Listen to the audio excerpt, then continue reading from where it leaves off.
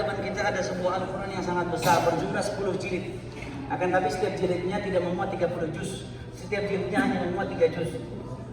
Al-Quran ini ditulis di atas apa, Bu? Ditulis di atas apa, Ibu?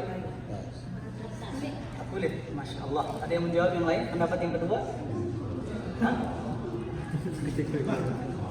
Al-Quran yang di hadapan kita ini ditulis di atas sebuah kain yang panjangnya 300 meter. Terbagi menjadi 10 jilid. Namun Pak, Bu, yang uniknya Al-Quran ini tidak hanya ditulis dengan tinta, akan tetapi juga dijahit. Ya. Selain ditulis dengan tangan, Al-Quran ini juga ayat-ayatnya dijahit dengan tangan dan bukan dengan alat atau mesin jahit. Bapak dan Ibu yang dimuliakan Allah Subhanahu wa taala, yang membuat karya tulis ini, yang membuat tulisan ini adalah seorang ibu rumah tangga. Seorang ibu rumah tangga yang memiliki suami, yang memiliki anak dan juga berprofesi. Profesinya sebagai guru menjahit. Bapak dan Ibu yang dimuliakan Allah, silakan tanya kepada ibu-ibu. Apakah ibu-ibu memiliki kesibukan yang sangat luar biasa padatnya ketika di rumah? Jawabannya betul. Dari pagi, siang, sore sampai malam, seorang ibu, seorang istri mengurusi suaminya, mengurusi anak-anaknya, dan juga mengambil profesinya yaitu sebagai guru menjahit. Dan inilah yang dilakukan oleh seorang ibu yang bernama Ibu Nasim Akhtar. Ibu Nasim Akhtar ini dari negara Pakistan. Beliau memulai penulisannya di tahun 1987 Masehi ketika di umur beliau beranjak 30 tahun lamanya. Beliau menuliskan Al-Quran ini di atas sebuah kain selama 15 tahun lamanya. Tidak hanya sampai di situ, kemudian beliau lanjutkan penulisan Al-Quran Karim dengan tangannya, dengan ditenun dan disulam selama 17 tahun lamanya. Jumlahnya berapa? 32 tahun lamanya beliau menyelesaikan tulisan atau karya tulis Al-Quran ini. Dan baru diselesaikan pada tahun 2018 kemarin. Bapak dan Ibu yang dimuliakan Allah Subhanahu wa taala, yang lebih menarik, ibu ini mendapatkan penawaran yang sangat luar biasa untuk hasil atau kerja kerasnya. Akan tetapi ibu ini tidak rela hasil dan upayanya dijadikan harta. Bahkan ibu ini berkata, saya ingin Al-Quran ini diletakkan di jantung kota Madinah bersampingan dengan Nabi tercinta Nabi Muhammad SAW. Beliau tidak mengirim seorang utusan untuk mengantarkan Al-Quran ini. Justru beliau mendatangkan Al-Quran ini dengan kedua tangannya sendiri bersama anak-anaknya agar diletakkan di musim Al-Quran. Bapak dan Ibu yang dimuliakan Allah Subhanahu wa taala, coba kita bertanya, sebuah karya tulis yang telah diselesaikan selama 32 tahun lamanya ini diletakkan di jantung kota Madinah secara gratis.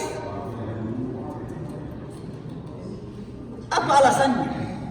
Alasannya adalah saya ingin memberikan sebuah pesan untuk bapak-bapak kaum muslimin ataupun ibu-ibu dari kalangan kaum muslimat.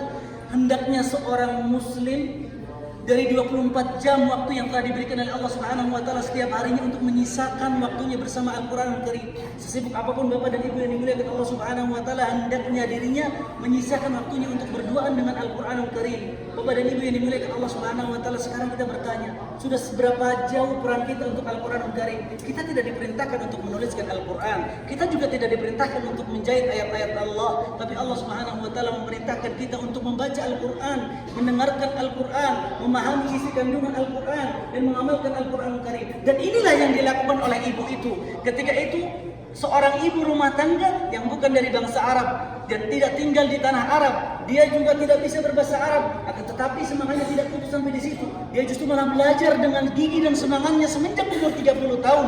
Dia semangat belajar bahasa Arab, dia semangat mempelajari Al-Quran hingga akhirnya hatinya terpaut dengan Al-Quranul Karim dan akhirnya hatinya jatuh cinta dengan Al-Quran dan dia menyisakan sepertiga waktu dari malamnya untuk bersamaan dengan Al-Quranul Karim. Bapak dan Ibu yang dimuliakan Allah Subhanahu wa taala, ini adalah prestasi yang sangat luar biasa.